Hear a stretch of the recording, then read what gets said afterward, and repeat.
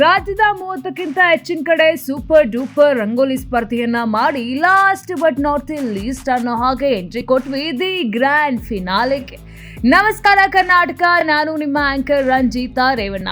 ಎಲ್ಲ ಕಡೆ ಸೂಪರ್ ಆಗಿ ರಂಗೋಲಿ ಹಾಕಿ 70ಕ್ಕೂ ಹೆಚ್ಚು ಟಾಪ್ 3 ವಿನ್ನರ್ಸ್ಗಳು ಗ್ರ್ಯಾಂಡ್ ಆಗಿ ಎಂಟ್ರಿ ಕೊಟ್ಟಿದ್ರು. ನಾನು ಕೂಡ ಗ್ರ್ಯಾಂಡ್ ಫಿನಾಲೆ ಅಲ್ವಾ, ಸ್ವಲ್ಪ ಗ್ರ್ಯಾಂಡ್ ಆಗಿ ಕಾಣಿಸೋಣ ಅಂತ ಸೀರೆ ಹಾಕೊಂಡು ಹೋಗಿದ್ದೆ. ನನಗಿಂತಾನು ಚೆನ್ನಾಗಿ ರೆಡಿಯಾಗಿ ಬಂದಿದ್ರು ನಮ್ಮ ವಿನ್ನರ್ಸ್ಗಳು. ಅವರಿಗೆ ಸಪೋರ್ಟ್ ಮಾಡೋಕೆ ಅಂತ ಅವರ ಫ್ಯಾಮಿಲಿ, ಫ್ರೆಂಡ್ಸು, ಪಬ್ಲಿಕ್ ಪೀಪಲ್ಸು ಎಲ್ಲರೂ ಕೂಡ ಬಂದಿದ್ರು. ಬೆಂಗಳೂರಿನ RPC ಲೇಔಟ್ ಚಂದ್ರಶೇಖರ್ ಆಜಾದ್ ಮೈದಾನದಲ್ಲಿ ಅದ್ದೂರಿಯಾಗಿ ಫಿನಾಲೆ ಕೂಡ ರೆಡಿ ಆಗಿತ್ತು.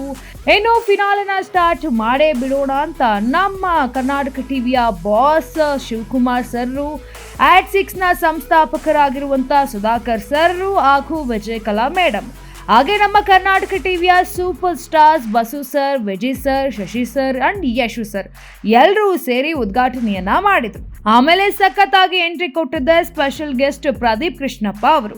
ನಾರ್ಮಲ್ ಸ್ಪರ್ಧೆಯಲ್ಲೇ ಅಷ್ಟು ಚೆನ್ನಾಗಿ ರಂಗೋಲಿ ಹಾಕ್ತಾರೆ ನಮ್ಮ ಲೇಡಿ ಸೂಪರ್ ಸ್ಟಾರ್ಸು, ಇನ್ನು ಫಿನಾಲೆಯಲ್ಲಿ ಕೇಳಬೇಕಾ, ಒಂದೊಂದು ರಂಗೋಲಿನೂ ನೆಕ್ಸ್ಟ್ ಲೆವೆಲ್.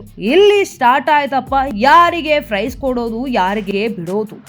ಅಂತೂ ಇಂತೂ ನಮ್ಮ ಜಡ್ಜಸ್ ಅಳೆದು ತೂಗಿ ಬೆಸ್ಟ್ ಆಫ್ ಬೆಸ್ಟ್ 3 ಸೆಲೆಕ್ಟ್ ಮಾಡಿದ್ರು. ಅಷ್ಟೇ ಅಲ್ಲ, ಇಷ್ಟು ಚೆನ್ನಾಗಿ ರಂಗೋಲಿ ಹಾಕಿದ್ರೆ ಹೆಂಗೆ ನಮ್ಮ ಲೇಡೀಸ್ಗೆ ಬೇಜಾರು ಮಾಡೋದು ಅಂತ ಎಕ್ಸ್ಟ್ರಾ 13 ಅಂದರೆ 5,000, 3,000, 2,000 ಅಂತ ಬಹುಮಾನವನ್ನ ಕೊಟ್ಟರು ಪ್ರದೀಪ್ ಕೃಷ್ಣಪ್ಪನವರು.